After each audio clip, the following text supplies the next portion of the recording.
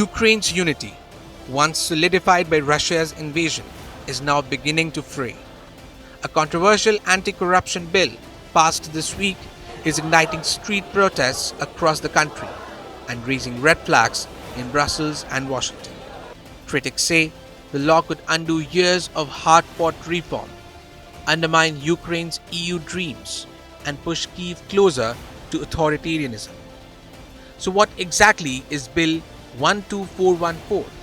On the evening of July 22nd, hundreds of Ukrainians filled city squares from Kyiv to Odesa. Their chants are angry. Their signs pointed no to autocracy.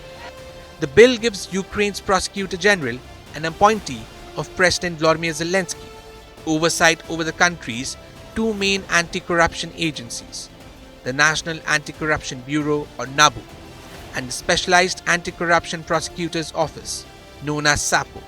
Until now, these bodies operated independently, shielded from political interference. Now, critics fear they've been brought under presidential control.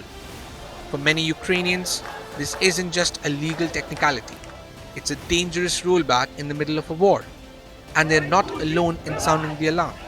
The European Union calls this bill a serious step back and a potential deal breaker for Ukraine's EU membership bid. Since Russia's invasion began in 2022, Zelensky built an image as a reformer, firing his defense minister over military procurement scandals, purging draft-dodging officials, and exposing fake arms deals worth tens of millions. Those moves won praise at home and abroad. But Bill 12414, it's stirring up old fears that Zelensky is using anti-corruption tools for political control. In the first term, Zelensky's critics accused him of weaponizing investigations against rivals, like pro-Russian opposition figure Viktor Medvedchuk and even former President Petro Poroshenko. Now, those concerns are back. Even some of Zelensky's fiercest opponents are backing this bill, raising questions about whether Ukraine's political elite is closing ranks or consolidating power. With Donald Trump now publicly supporting Ukraine, this backlash could complicate his foreign policy messaging and stall urgent defense shipments to Kyiv. There's also unease about who's really running Ukraine right now. Zelensky's powerful advisor, Andriy Yermak, unelected and rarely scrutinized, has become the president's closest confidant.